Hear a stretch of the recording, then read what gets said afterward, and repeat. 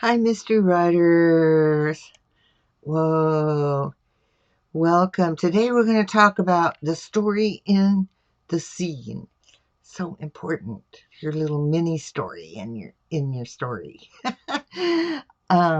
First, thank you for stopping by and watching my Achille mystery. And if you like this video, buy me a cup of coffee. There's a link in the description below. All right. So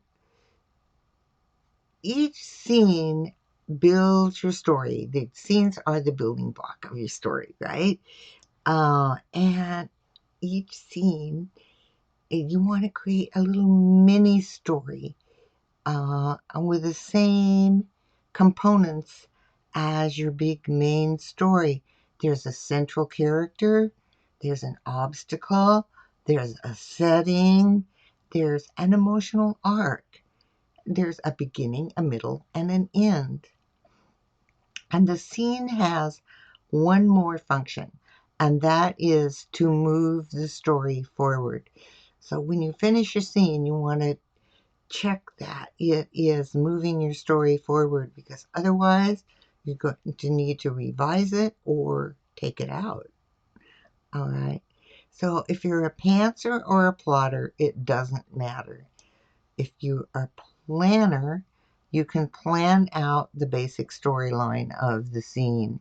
And as a writer, you know characters do and say unexpected things as you're writing.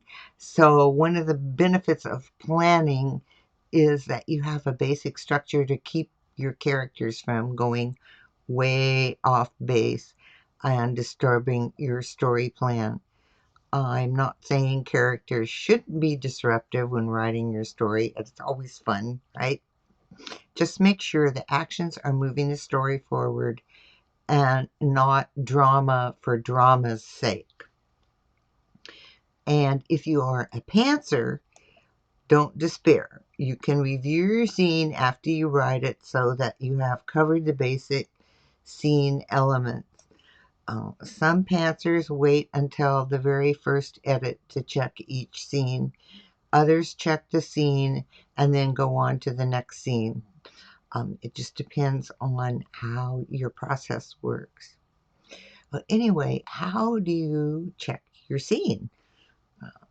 As you review the scene, you want to check the elements to keep your story from going off course, from going adrift. So first of all, every scene has a central character. That central character of the scene doesn't necessarily have to be the protagonist of your story. They are the protagonist of the scene, if you will.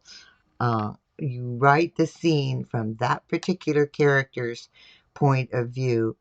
And if you find that you've jumped among characters, you need to isolate the scene to one character's point of view and keep it that way. I know if I'm reading a story and and the scene jumps from one point of view to another point of view, I find it uh, disrupting, and it's going to be disrupting for your readers too.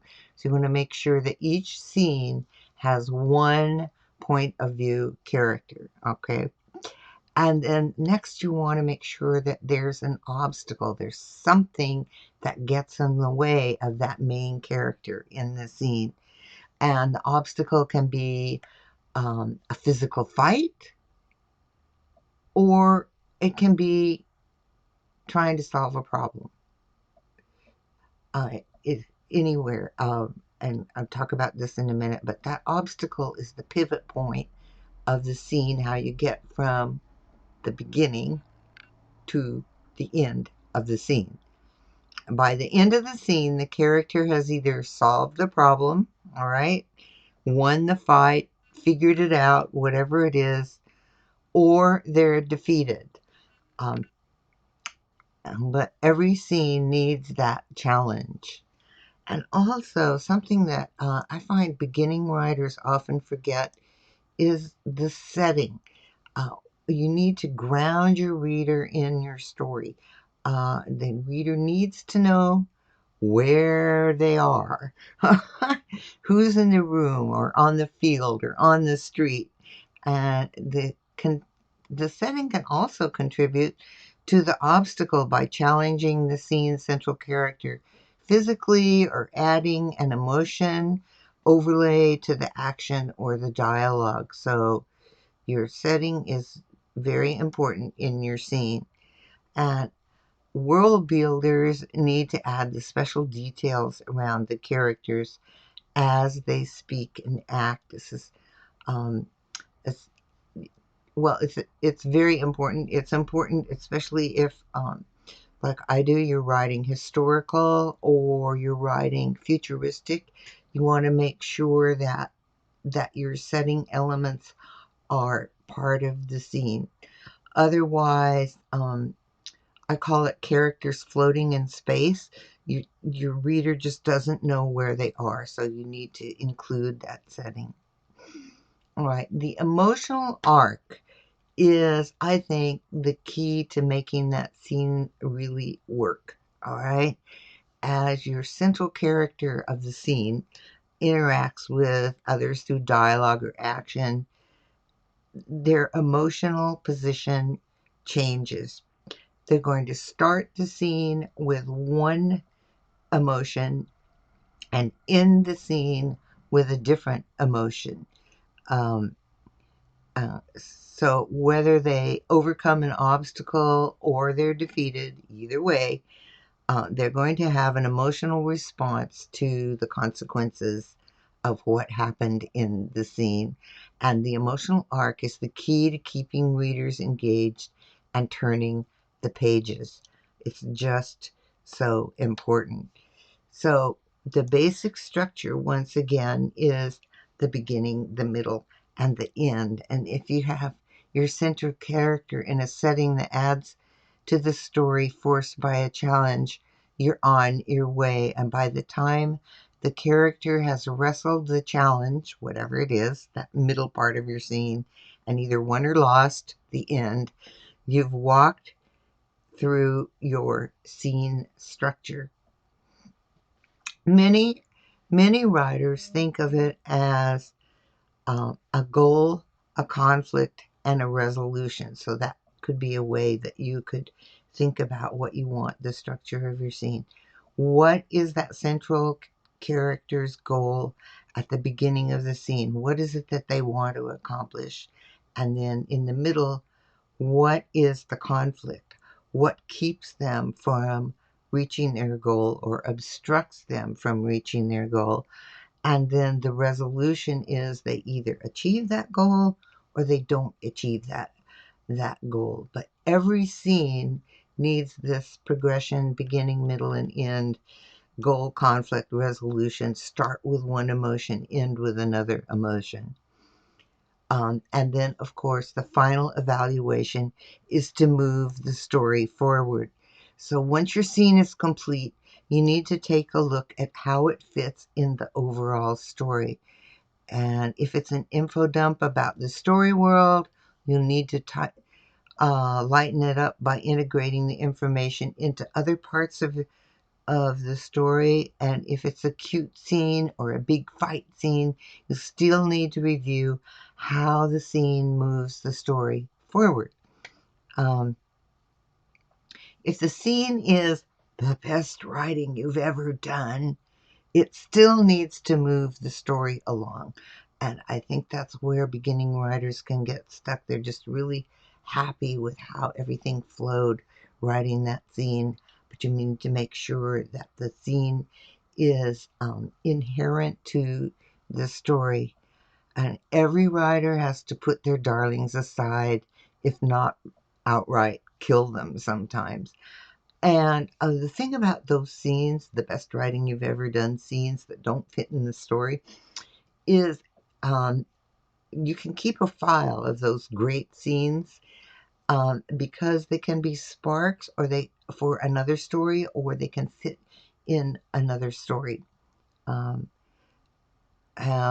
with if you have too much expository information, like description or a big long info dump about the character's backstory, You can take parts of that and sprinkle them in other scenes in your story so there isn't this big, long, huge narrative where nothing happens.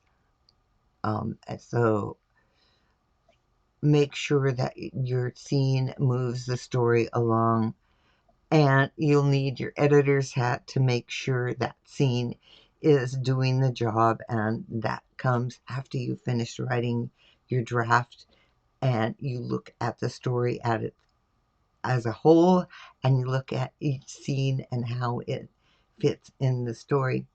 Sometimes a scene fix is as simple as moving it to a different position in the story where it makes more sense. And that's all about editing. But for today, I just want to make sure that something happens in each scene, all right? Um, it's a mini story. Your character enters the scene with a goal. And then in the scene, they try to reach that goal. And then by the end, they've either reached that little goal or they haven't. And that sets you up for the next scene.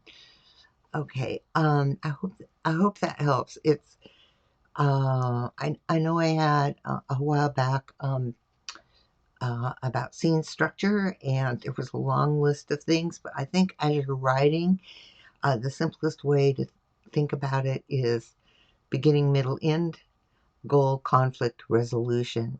And that won't slow you down as you're writing. You just have to make sure that each scene, as you're working on it, has that beginning, middle, and end, goal, conflict, resolution. Okay, I hope that helps. Okay, I thought I'd share a little story about scenes. I have a short story that I just sent off to the editor, and now I realize that I need to change something, and it's all about a detail in a scene, and is the mystery, and the characters are finding physical clues, and I need to change. It's the same clue with the same, and this clue is crucial to resolving who did it, but I'm just changing which character finds that particular clue. Um, so even when you think your story's done, there may be details where it's going to move the story in a better way if you just change one little thing from one character to another. Okay, so goal, conflict, resolution, beginning, middle, and end. You have your scene mini story. Okay, thank you so much, and I keep writing, and I will see you next time.